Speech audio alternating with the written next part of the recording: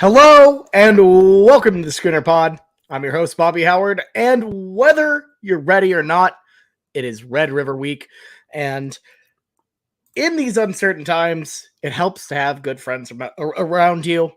And they're not two better friends in the world than my co-host, Jameson Maxwell and Ty Lee. Guys, welcome onto the pod. Truly one of my favorite pods of the year. Wish obviously the game was a little bit better, but it's always fun talking to you, Texas. Always fun talking about the fair. And this season, I feel like is about, and this specific game, I don't know. It's as intriguing as it's ever been. This is the first time Texas is a favorite entering this game since we've been potting. So definitely a lot to break down. But Jameson, what are your let's get a bit of a vibe check going. How you feeling?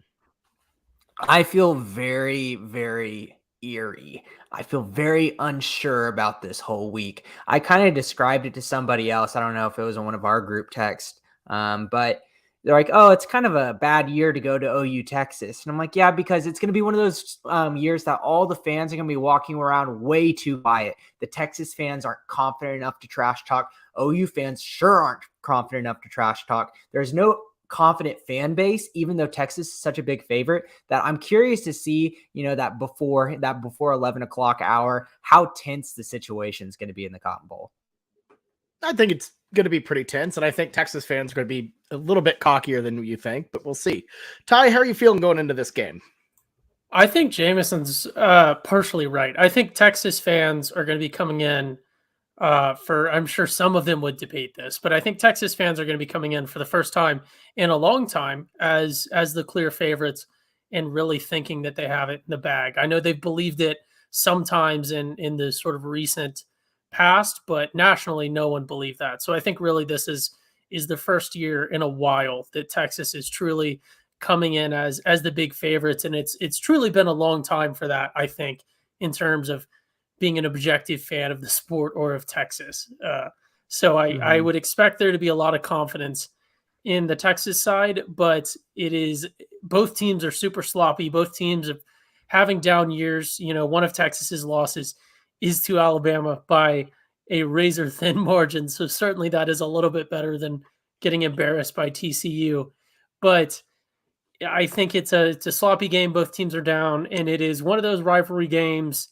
It's a midseason bowl. It's one of those rivalry games where anything can happen, and the atmosphere in person and just even on TV is really, I think, second to none, especially when you consider where it falls in the schedule. So, yeah, I think it's still a time to be excited, regardless of what's going on. You never know what's going to happen. Yeah, and usually Oklahoma is on the end of that, I guess being spoiled or having to deal with a lesser team usually come in hot and really make it difficult for a team that a lot of people think are gonna win big. But the tables have turned here. So as an Oklahoma fan, this is as bad as I felt going into an OU Texas since I think like 2005 when we had Rhett Bomar. At least then we had Adrian Peterson. In this case, it's I don't know. I know anything can happen, and I keep trying to tell myself that, but I think I just know it in my gut that this feels like a Texas team. We've won 4 straight against them. They've been just putrid the past 10 years against the Sooners. I feel like they're going to take out a lot of energy on us, a lot of anger on us, and I can't shake that feeling. So I'm down bad. I think we all are, but that's just kind of how it is. Yeah, but I'll say this. I think that, now that we're the underdog, which is very unfamiliar territory, I think I heard something today, like 7 out of the past 10 underdogs have covered the spread. And I know a lot of those were Texas, but still, Texas has kept it close whenever they were the underdog in all these years. Now it's our turn. And I understand there's a lot of, pessimism right now in terms of the betting spread of this game, because are we going to have Dylan Gabriel or not? I'll give you all my opinion on that a little bit later in the episode. But, can you at least kind of find some glass half full? And now that we're the underdog, things still may be pretty close either way. Yeah, I think there's some to that. Just kind of letting loose, be like just embracing the scrappy dog role. Yeah, what I was going to say was, Bobby, you pointed out that Texas, when you look at the records, has been pretty abysmal against OU in recent times. But if you watch the games, there were very few games where OU won, kicked a final whistle. There were a lot of games that were really, really close, really, really exciting.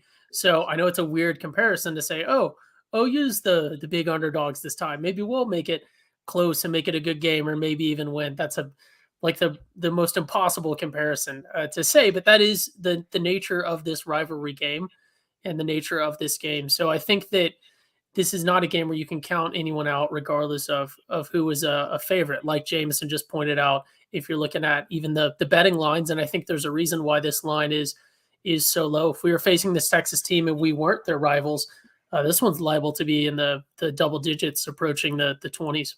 So Yeah.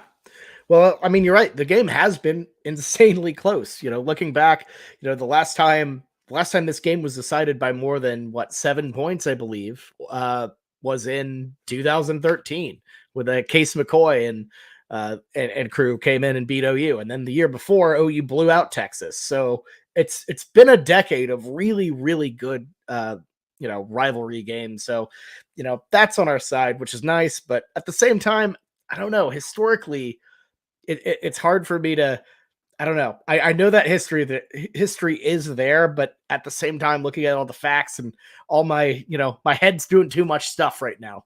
But I don't know. Jameson, let's go ahead and break this down a little bit. So, obviously, if both teams were healthy, this would probably be a Texas lean. But given OU's injury issues and Texas's what appears to be pretty relative health, I don't know. I don't know if this one's a fair fight. And looking at Texas, what are some of the major factors on their end that really kind of make you afraid of this? Yeah, everyone, I wanna have a little bit of a segment talking about this. Is Ewers going to be the quarterback this Yeah, of weekend? course. I strongly do not think he is going to be the quarterback in terms of an injury recovery timeline. Those SC sprains are pretty typical of being 6 week minimum. 6 to 8 weeks is kind of the timeline for those things. He's at the 4 week mark. Now, he could return early, but I think I agree with Brent Venables. If he were to return early, I'm not feeling any more nervous about us versus Ewers. I understand he's more talented than Card, but that is an early return. He's not going to be comfortable throwing that football if he comes back this game. So if he does end up playing, know that you should feel just the same or even better as an OU fan if you see Ewers. But I mean, just in typical of just the Texas offense, I mean, how worried are y'all for the two-headed monster of Bijan Robinson and Xavier Worthy? Like, we are prone to the big play we saw at these past couple games, something that we did not see at the beginning of the season. And those are two guys that can break it off and really open up a game. Yeah, Ty, what do you think about that? yeah, I really think the run is the key to the game, and this sort of bleeds into the OU side as well. But I think both sides banged up quarterbacks. I think regardless, Texas's quarterback situation is much better off than ours. I think we've seen, but I really think that this is going to be a game that, regardless of there will be big pass plays. There will be crucial pass plays, probably on both sides. Well, there definitely will be good and bad, but I think the run game is what is really going to decide this game because, like we've talked about, that's your time of possession. That's your grinding defenses down. And that's your, if you're seeing the run, then that means your line is also beating out the other line or the team that's able to run. So I really think Texas is probably feeling very, very good looking at this OU defense situation that we're seeing right now and how poorly we performed against Deuce Vaughn, who, no disrespect to Deuce Vaughn, but he is not at the level of Texas's running attack. And that is certainly a worrisome thing for me, because that means if whoever can control the run is going to be able to control the game straight up. They're going to be able to control the time of possession and all of those really crucial things that matter in a rivalry game like this, where, like people are mentioning in the comments, you really throw out the record book. So I'm very concerned. More than anything else, I'm concerned about Texas's run game, their ground game. Yeah. And I mean, games like this are defined by the big play. They're defined by those game breaking back, just, crushing plays that completely throw this game into whack. And part of that's because of the unique structure of it, where, you have one side and the other. I think it feels visceral whenever you see, at least for me, my heart just drops into my stomach whenever Texas has a big play. I feel like they've had those that completely change the game, like going back to Jordan Shipley having big kick returns, and those just there's nothing worse than having that happen midway through that dead eerie silence on the OU side of things, and players rather, are more lethal, I think, looking at the overall Big 12 slate, than Bijan Robinson and Xavier Worthy. We've seen it out of Worthy from the get-go last year. And then Bijan Robinson has also had some just monster runs. Both of those players have provided those against what, frankly, was a more talented defense last year, given, Benito and, Winfrey and everybody we had last time out. But like, these players are just primed to just make us pay, especially given what happened last year, the absolute collapse. It's got to be, it's horrifying because I'm petrified of Xavier Worthy this year, Bobby. I really am. Like you said, what he did to us last year obviously is very prominent on my mind, but this dude is cooking people whenever they're planning against him. And what TCU did to us, in terms of how many guys got open in the secondary, and with Key Lawrence seeming not to be 100% the way that they're playing him, and Justin Broyles' faults, and Woody Washington and Jaden Davis getting subbed out early in that TCU game, I am very, very, nervous about him as a player. We all know how good Bijan Robinson is. Obviously, he's going to get his every single game. But Xavier Worthy, like you said, that is a dude that can take the top off the defense and completely change this game to where you're going to be hearing the Texas fans a lot louder than OU fans if he gets going. Yeah. No, I mean, absolutely. It's he's a momentum type of guy. It's a momentum type of offense, I feel like. And, I think regardless of who's at quarterback, and, Brent kind of got a little bit of like heat for this on Twitter for what he said about, Card or yours, it doesn't really change what they do. They, in that sense, meaning Texas's offense. I think he has a really good point. I think you still scheme against Texas the exact same, no matter who's at quarterback, because the real threats and the real concerns are Robinson and Worthy by far. But. Yeah, absolutely. I agree. And to jump into that, Brent Venable's take, for those that didn't see, he gave a press conference saying, it didn't really matter who started for Texas. We'd be game planning the same, like Bobby said. And again, a lot of people jumped on him, but I agree. I think that their quarterbacks obviously are not identical, but when I'm looking at that Texas team and that Texas backfield, and I'm picking out who is the one star, who is the one big threat in that backfield on every play, I think it's the backs, regardless of whether it's, the main guy or someone else. I don't know that the quarterbacks obviously are very dangerous and can't be missed. I think they're going to cut us up by the air too, most likely, regardless of the outcome of the. I think best case scenario. Yeah, well, no, but if we let TCU do everything to us, but I think OU's chance in this game really is that something finally starts to click on this offense. That is really the crucial thing, whether it be, just adjustments or play calling. I think there are a lot of things that we can do for the defense and for changing up our defensive performance and improving it.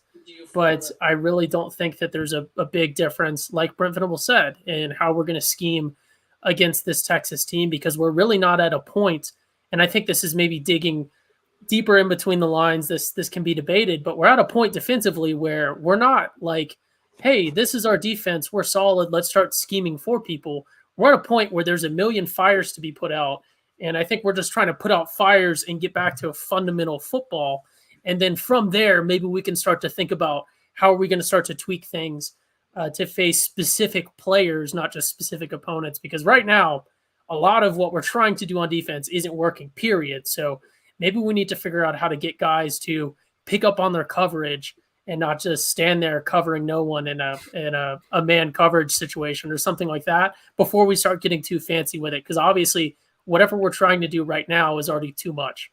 So keep it simple, stupid is what I read from that quote.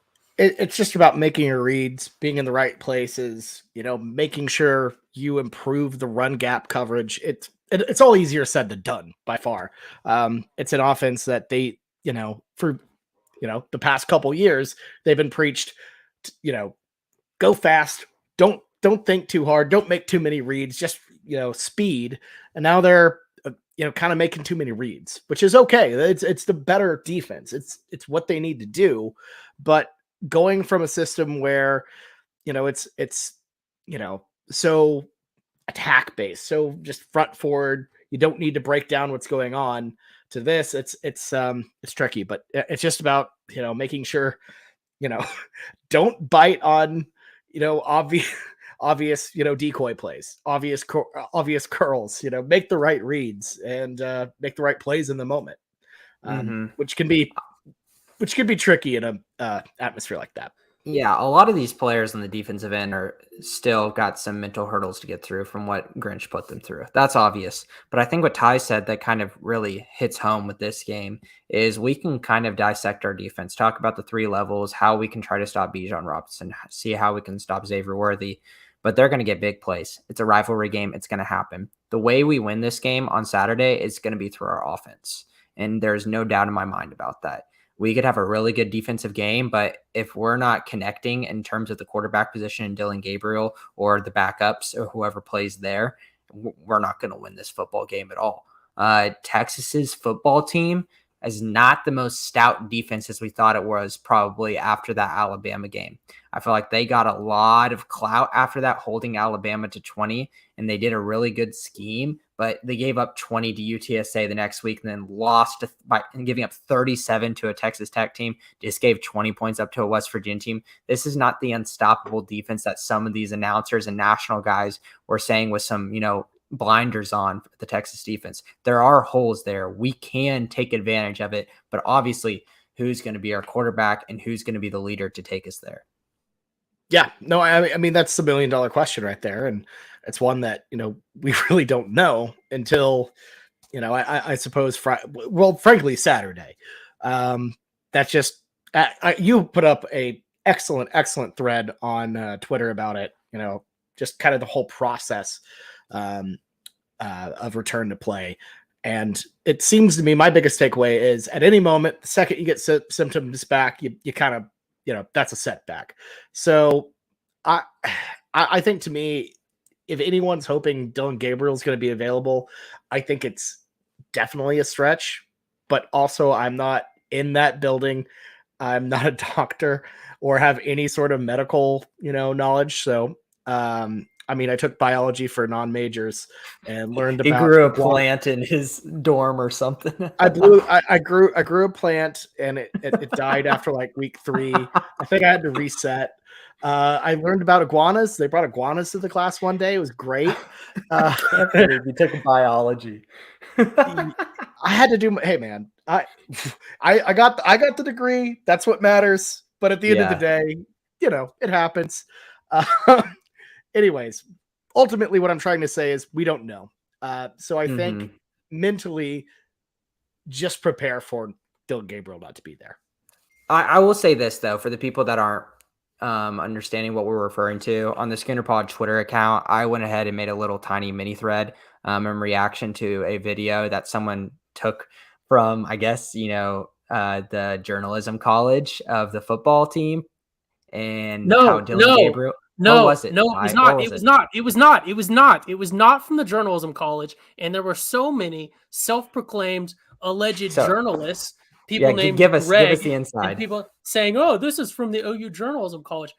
First off, I doubt that any of these people even went to OU if they don't understand where that video was taken from. I guess even if they didn't, that was not the angle. No, it's from the stairs. It's from the stairs on the parking garage. No, it's from the parking garage stairs. Yeah. Yeah. There's those stairs that sort of jut out The new parking into the garage that road. they made by the gym? No, By the the house? parking garage that's been under the Oh, stadium for okay, forever. gotcha. It's the Okay, I'm stairs. really Yeah. struggling, guys. But I if haven't you're been a in Denver in a journalist, while. like if you went to OU, you should know that. Jameson didn't, so he doesn't know. Well, And then okay. It's not like OU's taking so much of my money right now. Jameson goes to some sort of like distance learning commuter campus in the city. I don't know, but yeah, but no, it was not. It was from the parking garage. I was just gonna say if they were No, real thank you for journalists like the correcting me. Schooner Pod, they would fact check where these videos are taken from. We But need boots on the well, it's not ground your to get fault. you. You just read I'm what just these self-proclaimed the fake news media again. I like got obviously manipulated. But okay, essentially I think we need Ty boots on the ground to go check if he's still on the sideline. So how I interpreted this video, someone took a video in the parking garage of Dylan Gabriel kind of throwing without pads on, doing light work with a trainer on the side. And what that tells me, if this concussion protocol that he's going through is similar to all the what the NFL does, obviously the way NCAA and certain colleges handle injuries is very hush hush, and there's no obligation to say anything about it, so that you don't really get a curtain behind it at all. That would make me assume that he is on day 1 of 5 of a return to play in a similar structure of that of the NFL. You cannot go back and do any activities until you are symptom free. You have a rest period before all of that. That I'm assuming that was the weekend for him. He comes back into practice on Monday and he's working on the sideline. That's day 1. Essentially, he can move on and ramp up his activity each day from day 2 to 3, 4, and 5. And if at day 5, aka Friday, he still does not have any symptoms, he can return to practice and therefore be cleared for the game on Saturday. So I don't know if OU allows, players that have concussions to stand on the sidelines and just kind of toss a football around. But if it was me, I wouldn't think that they would be allowed on the practice field if they still had concussive symptoms. So I take that as a positive to where I'm not shutting the door on Dylan Gabriel right now, to where I think that he could play on Saturday. Is it possible that so there's the NFL protocol as I understand it, right? There's milestones, but there's also it's like certain days to it, right? So there's a minimum days that this can be achieved in, correct? Yeah, let me pull Is up it and kind of yeah, read so through it with while y'all. you're pulling it up, is it possible that we could put him on a plane and fly him west across the international date line so that we put basically people like with concussions. he reaches Don't put people with because then concussions in altitude, please. he reaches a new well we could fly low, right? And then across the date line, he reaches the next day if we time it right. And then even though we fly him back for the game, and technically there's no time gained on the calendar, we can say there might be some sort of legal loophole there. Galaxy brain thinking. Yeah, we'd have to fly him low though. Yes, because there, whenever Tua went onto the plane right after his injury, everyone was saying like, "Are you kidding me? Why is he on a plane?" Like people who have concussive symptoms can like the altitude can like change with like the pressure, and people can have seizures and stuff like that. But luckily Tua is healthy. But essentially, you can start with symptom limited activity. Essentially, anything that you feel comfortable doing that's not going to give you symptoms in that first day returning from rest, where you have 0 symptoms. The next day 2, you can do aerobic exercise. This is still getting under the direction of someone from the medical staff watching you do this. Balance training, stretching, some aerobic stuff, and then in phase 3, day 3, you can start doing football specific stuff to where you can do more kind of football-esque drills, but not like returning to practice where you're throwing the football. You might, replicate yourself like kind of jogging out of a snap and a rollout kind of a thing. Day 4, you can do non-contact training drills. And then day 5, you're full contact. And after that day 5, aka Friday, he could return to full participation and be cleared to play on Saturday. But like I said, if he goes through all of this and he feels any symptoms, he's not playing on Saturday because there's not a single day to give up here. He does not have any wiggle room. He has to go through each one of those days, Monday through Friday, and be clean. Yeah, it's a tight window. It's a very, very tight window. So who do y'all want to really see on Saturday at the quarterback? Because I feel like that is a huge discussion right now between all Sooner fans. I know that Davis Beville obviously isn't the most favorite because we've seen what he has, A lot of OU fans want to see something different because they're just gambling people, hoping that something different means something better. What do you want to see on Saturday from the quarterback position? So I know there's a lot of love for the idea of putting, the freshman Nick Evers back there. I'm not one of those people, honestly. I think he's a talented kid. I think he's a talented player, but honestly, I think making a true freshman who isn't physically there, who isn't, quite at the level we need him to be, going from, like you said on the podcast on Sunday, not on the depth chart, to starting Red River. That's just a leap too far for me. I don't see that going well, even though I know he can run. That is something that could help make him a little bit more dynamic, but I think that's too much for a guy like that. I don't think he's ready. Personally, I mean, if we want to go different, why not Booty? Why not Booty? As Michael kind of mentioned in the chat on YouTube, if you're not watching live, I'm kind of with him. I like that he has had that experience, as a JUCO, starter. He has had that starting experience where Davis Bevel really hasn't, even though it's a way, way, way lower level. Why not? If we're trying to change it up a little bit, I think we know what we're getting with Davis Bevel, and I'm just going to flat out say it. He's not going to be good enough to win this game. I don't think he is, but I mean, I could be wrong. So give me the Booty. We'll see how it goes, but the pickings are slim. It is not looking great. So, screw it. Let's go with Booty. What are you thinking, Ty? Yeah, so I sort of agree with Bobby, and I dive a little bit deeper into it again on our last podcast we did on Sunday, but I stand by my it's not working what we're doing, so we need to change it, because we know that with Dylan Gabriel, healthy or not, and we know that with Davis Bevel, we lose games, and they can't make the throws that they need to throw, both of them, regardless of health. Certainly of the two, Gabriel is obviously the least bad option, but what's the worst that can happen? We lose. That's what's happening with the previous two. So I say put Booty in. I understand on paper and in practice he might not be the best guy, but I was thinking about this earlier today, is if you put OU's receivers stats on paper and looked at just their height, their 40-yard dash times, their verticals and things like that, where would Drake Stoops fall on that potential list if he never had game time? Yet he's consistently one of our best dudes because he has that mindset, he has that scrappiness. And that's one of those things, obviously this is a bit of a reach when we're talking about General Booty, but you don't know. You do not know how these people are going to perform at this level of college football until they're thrown into that position. He can be a whole different animal in the games than he is in practice. And like we talked about on the Sunday episode, when you're wearing a blue jersey at practice and you're a protected guy and you're sitting there, chilling out, reading the iPad, being spoken to respectfully most of the time by the coaches and whatnot as a quarterback, it's a completely different thing than when you're in the game and you have these massive, superstar defenders that are going to go on to have brilliant NFL careers, and they're coming at you full force with the intention of hitting you as hard as they can and having that highlight reel, massive hit on a quarterback in a Red River game. And what we saw a lot from Davis Bevel last week was a guy that not only was he sort of lacking in the skill stuff, but you could just tell he was, I don't want to say he was looking scared, but he was clearly mentally unprepared and very overwhelmed.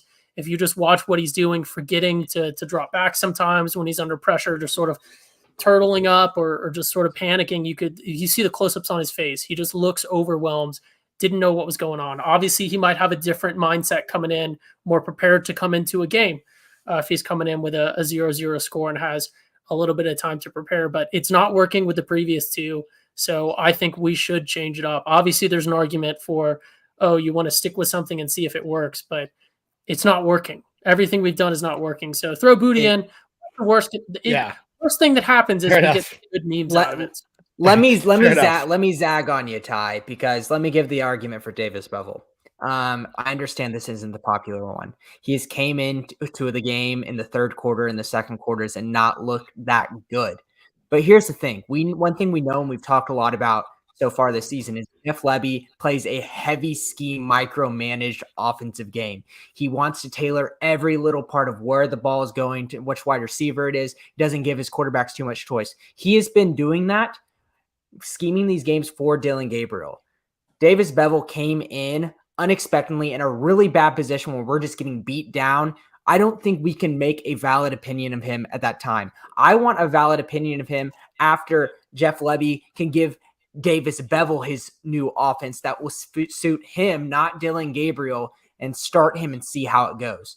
I don't think that, Davis Bevel should have a loose leash where no matter what happens, he plays quarterback quarter 1 through 4. But I think not giving him a chance and letting, Booty go straight into the game, I think that's extremely unfair for a guy who earned the number 2 position in training camp.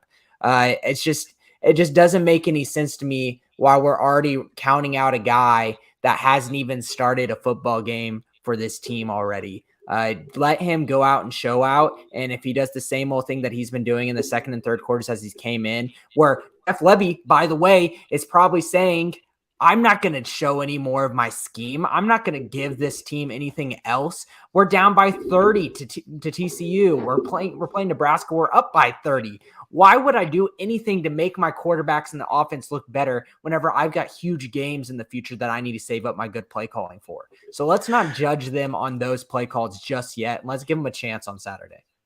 Yeah, no, I see where you're coming from, but I think ultimately what you do is you make the best, you try to figure out your game plan, the best way to take down Texas, analyze all the weaknesses and see, what is the best, what type of plays, what type of system do we need to make to beat this team this week?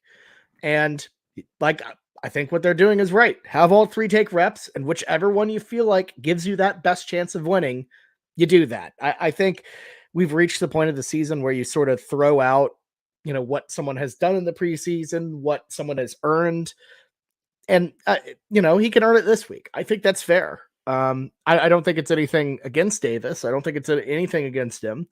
But at the same time, I feel like if he just flat out doesn't fit the scheme that they're trying to, plan for, then, maybe don't go with him. And it's hard to know. It's really hard to know with that, though. Because we don't know. We don't know. I feel pretty confident that if Dillon Gabriel is not our quarterback on Saturday, it's going to be Bevel. I understand people hearing about Evers getting reps and all of that. You know what that is? Brent Venables now, even though he doesn't have a for sure bet that his starting quarterback's going to be the quarterback, he has a little bit of leverage. He's turning a negative into a positive. He's not going to go ahead and tell Texas who his quarterback's going to be. He's going to leave it as open as possible. I think there's a 0% chance you see Nick Evers in this football game in the first half. There's a very, very low chance you'd see him at the end. But I just think that if you're going to sub in a guy into the quarterback competition that is mobile versus General Booty and Davis Bevel who aren't as mobile, that will at least create a little bit of a cloudy situation as Texas begins to scheme against our new offense. Yeah, just throw as many smoke screens as possible. I'm cool with that. So let's kind of want to pivot a little bit to some little bit less quarterbacky and more, I don't know. What do we think overall on the offense is the best way we can exploit some of Texas's weaknesses? And where do you think that the OU offense is going to have the most success? Obviously, you don't want a bad quarterback, but what sort of things are you looking for, Jameson? I think that Ty will agree with me in that it's the run game. I think that it's tough, and I think you kind of said this on the last podcast that we really want to, run it down their throat.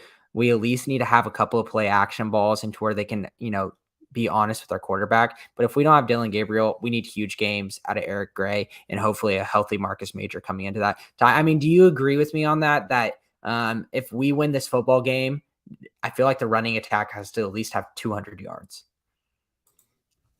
Yeah, well, I think we had 200 yards on the ground against TCU, actually. But so obviously we need at least 200 yards. But I think, I mean, I've been very outspoken about it throughout the week. It's going to be the run game that is going to decide this game. I think there will be big pass plays, but I think if you get a situation where one team is running away with it and you get some big passes here and there, that's not really a game deciding factor. I really think that, especially when you look at OU, we have to be able to establish the run and use the run to really, we have to run well enough that Texas has to start adjusting to protect that. And that's what's going to enable us to hopefully get some passes that are solid with our less than optimal quarterback situation. I think that's, if we don't, and really, I think that's the key really for OU and for our offense, is if we don't run, at least we don't have to win the game just by running, but if we don't run at least good enough to make them adjust what they're doing to our run game, we're going to lose. And I think that's pretty realistic game planning expectation, and that doesn't put too much on our running backs. But if we end up in a situation where Texas can just continue to do what they've planned to do the entire time, and they can continue to just kind of cover the run and stop us and just continue to expose our quarterback situation, then we're screwed. Because like we've talked about, we have the receiver talent to make these plays happen. It's really just going to be a matter of what our quarterbacks can do. So I am not saying that the pass play is the key, but I think the pass play is obviously an important part, and the run play is the key in its ability to enable the pass, if that makes sense. Yeah, I agree. And, I think kind of like last year, the long ball helps. Mims obviously was a major, major factor in that win last year, and finding ways to get him open and, get the ball to him would be huge. But it all comes to the running game. I don't think any of those three quarterbacks are the type that can just kind of sling the ball around and all that stuff. But anyways, I don't know. I think that's all we sort of got for the football game. Jameson, yearly tradition. Sorry, I was trying to bring up the share screen of our food, and it just threw itself up into the stream. But yeah, that's what we're gonna do. Please introduce it. It's all good. You get excited. I'm excited too. Let's break down some of our favorite foods, our favorite things we're looking forward to the fair. Because here's the thing: you can't control if Dylan Gabriel's going to be healthy. You can't control how things are going to go on the field, but you can control your fair experience, damn it. So we're going to break down some of our favorite foods across the board. And, Ty, I know you have a couple, so I'll let you kick this one off. What are you looking at in terms of some of the new creations? Because, of course, you got to get the corny dog, but we're talking about some weird stuff. What have you liked? What have you liked so far? Well, Jameson has us on right here on his screen share for those watching or those watching back on the video format. We do appreciate that. But we're looking at the Big Tex Choice Awards, which is different from the new food. When it comes to the Big Tex Choice Awards, really not a lot of stuff jumped out to me, if I'm being honest. One of the things that jumped out was deep fried lasagna rolls, but then I realized that they're just square cheese sticks, and that sounds absolutely disgusting. But as I continued to look, weirdly enough, it was a drink that jumped out to me, and it is I guess it's probably Spanish, so I'm not sure how you would, La Blue Bonnet, I guess. It's described as decadent, which is very interesting to me because I would love to taste it, because I really want to see how there can be a drink so good that it causes the moral decay of a society. So that certainly interests me, because that would be a really good drink if it can cause your society to decay. I love how you pronounce that, the La Blue Bonnet. Like it's some kind of like fancy thing. This is the Texas State Fair. That's the La Blue Bonnet. Like we're going to eat some, we're going to go out to the fields and see some of those blue bonnets across the highway. Can we also talk about how it has a drink pairing, despite the fact that it is in itself a drink? I mean, that's on of course. I have no problems with that. That's a beer pairing. That's the fair. That's the fair for you. Everything on any menu ever should have a beer pairing. Get you a La Blue Bonnet and then pair it with a Love Street Light. There you go. Yeah. Imagine going to like a really nice restaurant. They hand you the wine menu and they're like, "Oh yes, sir, this Chardonnay pairs excellently with the Pepsi Blue Ribbon." It's beautiful. See, That's I'm great. looking at this ultimate brookie monster as my kind of sweet thing that I'm going to be going for after the game. Obviously, the corn dog is what you go for before the game as your breakfast with your nice beer. But I always try to find something, fried and really sweet after the game. The ultimate brookie monster has starts with a chewy, crispy chocolate chip cookie layered with Oreos and marshmallows.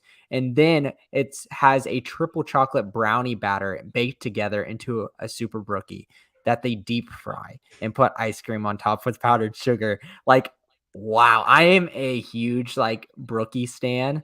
Okay, I think hand that up. could be What the hell crazy. is a brookie? What the hell is It's a a brookie? brownie cookie, a Oh, brookie. That's like a liger. okay, Like that what? makes sense. What? I'm not a Excuse you? sweet It's like eater. a library. What do you mean? It's like a library. I think you would just say a liger. A liger, Oh, like in Library. a Napoleon Dynamite. liger. It's like a liger. Whenever he's drawing on the steps outside of school. Yeah. Like, Or all of you know, oh shoot, Joe Exotic's ligers he had. That's a little more sad.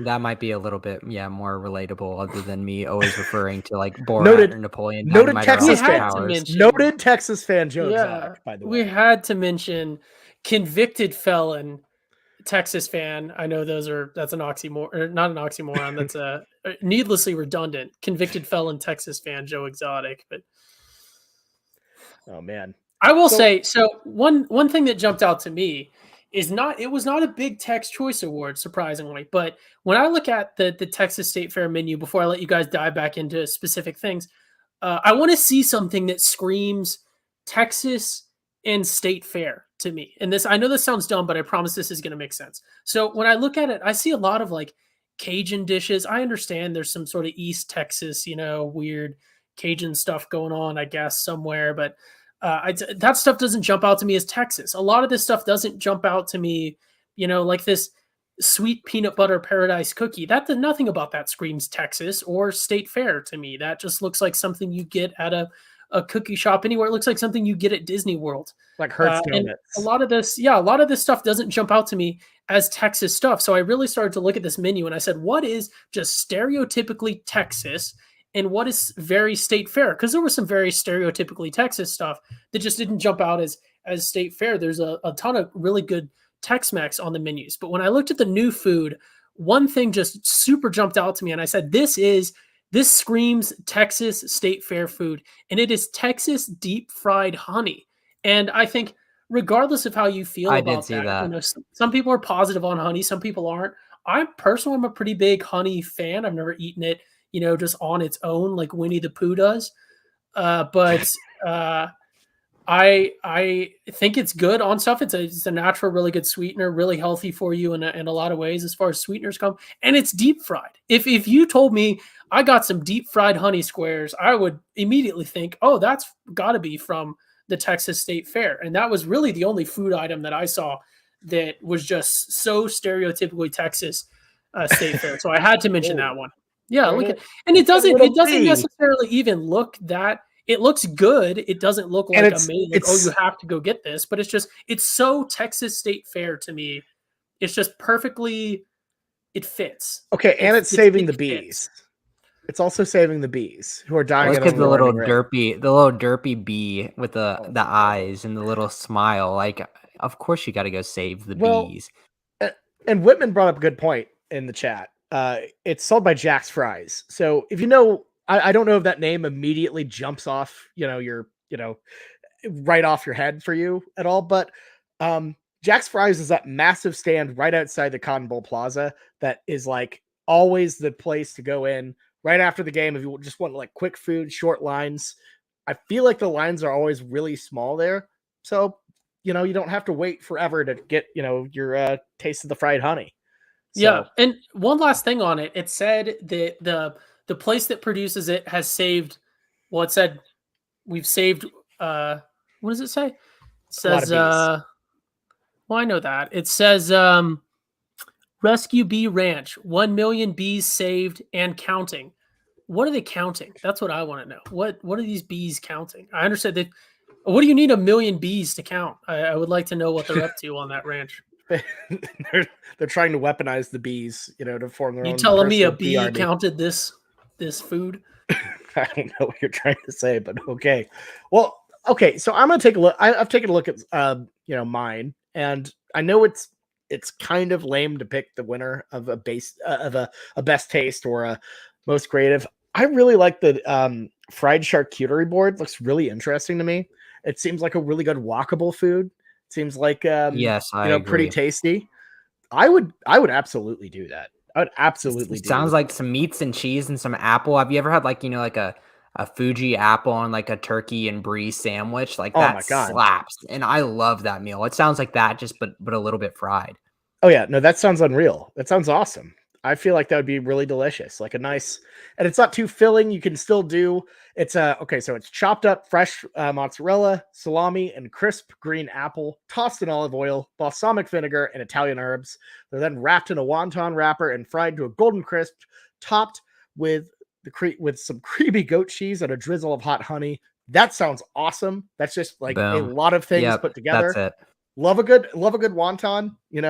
Delicious stuff, which essentially it's just a a fancy wonton, but hey, that's delicious. I think Yeah. we have to talk about, also with the state fair is where's the places to hang out. And we kind of had our segment last year of the correct way to do the early morning Texas State Fair. And since we are blessed again with an 11 a.m. game, as is it should be, you walk in, you get your Fletcher's corny dog.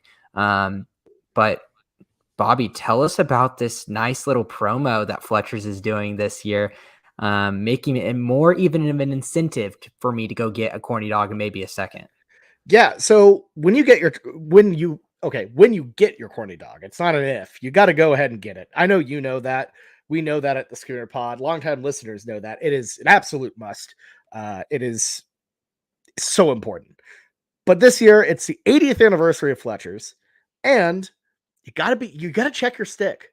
When you're done with your corny dog, check that stick and see to make sure if it says, I believe it says 80 years. If your stick says 80 years, you can turn that stick in, which is kind of gross when I think about it, that some poor employee has to take a eaten corn dog stick back.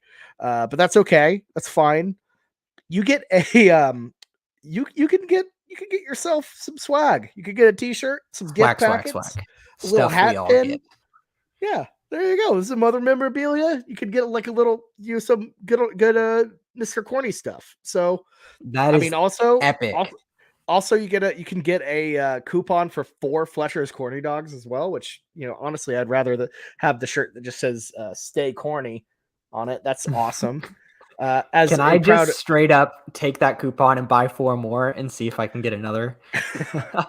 just try to Photoshop it, like, because you could, but do you really want to defraud the fine people at Fletcher's Corny Dog? I'm sorry, Jameson.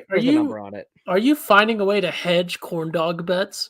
I know. I'm just saying that if I win that coupon for 4 more corn dogs, I'm just turning it right back in, and we're just gonna play it some more. We're letting it ride, baby. You got to keep them dogs. You're uncut gymming Fletcher's corn dogs. That is not a hedge. That is legitimately the opposite of a hedge. I'm putting all my chips 4x. You make 4x your initial investment, and you're like, oh, I could stop here, but I gotta throw it all in. One more bet. But with corn dogs.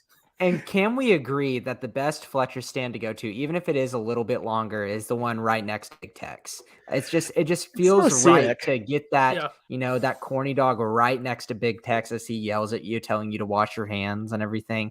That's something I look forward to. I am legitimately giddy like a little school kid whenever I see Big Tex and his big old smirk. It provides me so much joy because he just looks so goofy in his pancake butt and his weird accent. It makes the little Jurassic Park theme in my head goes off every time I see him. You never forget. Well, every year just makes you light up. And maybe that's nostalgia. Maybe that's because I'm still drunk, but it makes me happy every single time. Every OU Texas morning. It's just the absolute best. So, reminder: check your stick to make sure it has the 80 years on it. Don't throw it away. Definitely take a look just in case, because we want to make sure you get your swag. But Yeah, in terms of places to hang out, though, what's your standard walkabout situation for you, Texas, Jameson? I'm pulling it up right now, but Ty, I want to hear you. What do you usually Yeah, do, Ty, Ty? what do you do? I I'll apologize. show you on a little bit. I'm a I've been fan bad of with the looping today. entering. So my ideal, this might be a cold take. Maybe some of our listeners will agree with this. I know you guys won't. So my ideal, Texas, is you come in at, I believe, gate 3 off of the dart. The dart is an experience. It's what you should do regardless of where you're staying. Find a way to travel out and then smuggle beers on the dart and have some morning dart beers with the assortment of people riding the dart to the game is one of my favorite cherished traditions of OU Texas. They come in at, I think it's like gate 3, walk down the whatever it's called, where all the old sort of Art Deco-y buildings, and then you go right to Fletcher's in front of Big Tex, like you guys said. That little area, that is the State Fair pregame. That's where everyone's taking their pictures. That's where all the students are. That's where everyone's congregating, meeting up. I understand there's a whole other fair going on, but that Fletcher's line, it's not a little line, but that little Fletcher's line and that little spot in front of Big Tex where everyone is, that's where it's popping. And that's I think the only place to be pregame. You get your Fletcher's corny dogs, maybe get some beers, and then shortly after I start to sort of congregate over to the game. I don't like to do a whole lot pregame.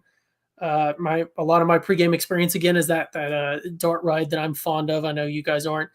Go to the game, and then immediately after the game, leave as fast as possible because it's a terrible time, terrible experience objectively. So, wow. Okay.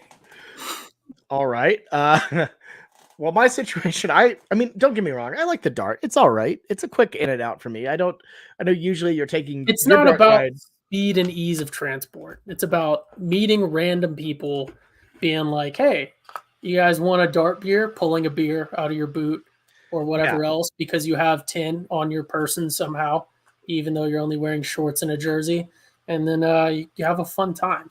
For the record, we're not advocating for illegal alcohol consumption on trains, but also it's a terrible Driving thing. the train. Oh no, but still, it's a horrible thing. Definitely don't do it. Ty, what places should we be aware of to not put beers in our location? Where are they putting those beers? Where are these hooligans putting the beers? I'm just saying. In their mouths to drink them. Okay, I don't really I meant like hiding them, but it's attorney. Let's cut off Bobby Attorney. now. Okay, Let me talk about my spot. Sure. Because I don't know where Bobby's going to go with this one. I don't know where Bobby's talking about his 80-year-old stick and putting his beers. But this is where I go. The State Fair Beer Barn. And yes, I am on their Facebook page because they are home of the 6-ticket beer. They are very, very proud of themselves and how they have the cheapest beer throughout the State Fair. And they also, I believe, have a 4-ticket beer option where it's their cheap beer of the year. In the past, we've seen it be PBR, and you're just down in PBRs because you can save a couple dollars on it. Because as soon as I walk into the Texas State Fair, yeah, I'm going to penny pinch a little bit. I mean, I do that all the time, but still, I heard, Bobby, I think you saw on Twitter, Keystone Light this year is the cheap beer, maybe? I've heard Keystone Light floating around. I didn't even know it was like on draft. But I guess that's a thing. I feel like I had a conversation with somebody about that recently about Keystone being on draft. But no, it's an interesting idea for sure. But at the same time, it's really good.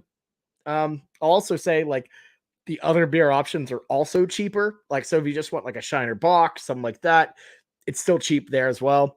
And then they also have the just absolutely heavenly frozen ranch waters as well.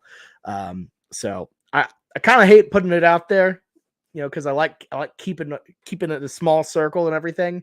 But at the same time, the loyal listeners of the Schooner Pod, they deserve nothing less than, the best facts, the best truth of what to get at the fair. And that's the Beer Barn. It is truly heavenly, truly the best place to go. So definitely hit that up. People like to go to the beer gardens because it's kind of a more socially spread out area. And the Beer Barn is more so a line and you're just kind of in that vicinity. But the Beer Barn is located right, I believe it's the south side, Bobby. Correct me if I'm wrong. South side? It's right in front of the giant Cotton Bowl marquee. Yeah, You know, it's right the by the fixture. stadium too. So you can take this as much as you want to the buzzer drinking there as you want. You can watch the line form into that entrance to the Cotton Bowl and kind of pace yourself where to say like, hey, that line's kind of getting long. We probably should go in earlier than we need to. This is where I think is going to be my spot. And it just makes the most sense logistically.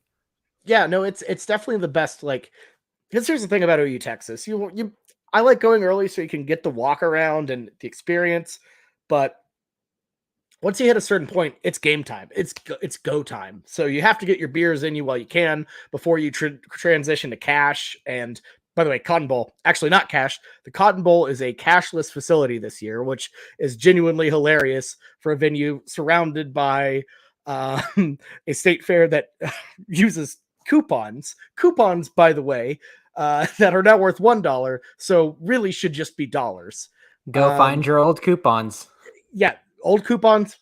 Make sure to bring those back. Those roll over. So do not throw away your coupons. Too many people have given me coupons. Just random people just on their way out be like, "Hey, I don't need these." I'm like, "Okay, fine. I need them for next year." So don't do that. Don't give away your coupons. Make sure they roll over. Buy ahead. Buy your coupons ahead, folks. That's the easiest thing. The line's always easier for the online order pickup. That's good stuff. So you can do that at bigtex.com. And then just I think pre-gaming at Beer Barn is the move. And then from there, beer gardens, if you want to check them out after, go for it. But definitely you gotta be surgical. You gotta be hardcore with it. You gotta know what you're doing. Definitely recommend getting in early. I know it's a struggle. I know it's tough, but there's nothing like seeing the sunrise with a giant cowboy waving at you. So I went and found my 7 coupons that I kept from last year. I was very, very lucky. Dog. I know. Last year, I saved my coupons from 2 years ago. And last year, it turned into pretty much the double draft coupons where they changed them from 2 coupons to $1 to 1 coupon to $1. Rolled over, baby. So I was what an investment that was. I wish I would have just stacked coupons. I'd have been set for life. Talk about, hedging my bets, uncut gem style you're talking about, Ty. I wish I would have just absolutely loaded up on coupons for life. That is how you win. Just stacking coupons. You got a question, Ty, about your cowboy hat. I just made it. It's just a random. Thank you for asking, and thanks for tuning in. As a Bama fan, it's just a random cowboy hat. I don't know what manufacturer it is. It doesn't actually fit. And then I have taped this, not taped, like glued and taped sort of this piece onto the front, which is a representation of OU's second football team during World War II that played at the Naval Air Station, or the former Naval Air Station that's now part of OU's campus here in OU in Norman. So yeah, that's the story of the cowboy hat. That's a story we've been trying to figure out how to tell, kind of the right way. But that I think could be a really good little YouTube documentary thing, because the Zoomers are really cool. And Ty, you brought that up about a year ago, and it's awesome. So cowboy hats on that's your signature look. So I absolutely love it. In the past, it's had like a little sticky tape with just gold on it. It's had endless amount of things, but the Zoomers logo is the coolest by far. So anyways, all right, guys, I think that's pretty much it for the fair, for the game, all of it. So any final thoughts? Just shake your head yes or no. And there you go, Jameson. The horns down, double horns down all the way. Because look, I know it's tough. I know it's hard, but look, we're going to go into this game knowing we're probably not going to win it, but at the same time, just keep the faith, yell your heart out. Just, it's going to be fine. And if it doesn't go fine, there's a fair full of corn dogs and beer and the city of Dallas to welcome you. Or if you're at home, there's, whatever is at home. So there you go. But anyways, we'll get through it. We've gotten through a lot as a fan base in the past, and just keep on pushing. It's just one Red River game. And yeah. So anyways, that's all we got for this week. We will see you later this week when we pick this game and many others on the weekend spread. So make sure to stay tuned for that one. thank you all so much for listening. And thank you to our sponsors at TPPN and DraftKings. Appreciate all of that for what you'll do. And yeah, anyways, that's been the Schooner Pod. We'll see ya. Good luck out there. Boomer Sooner.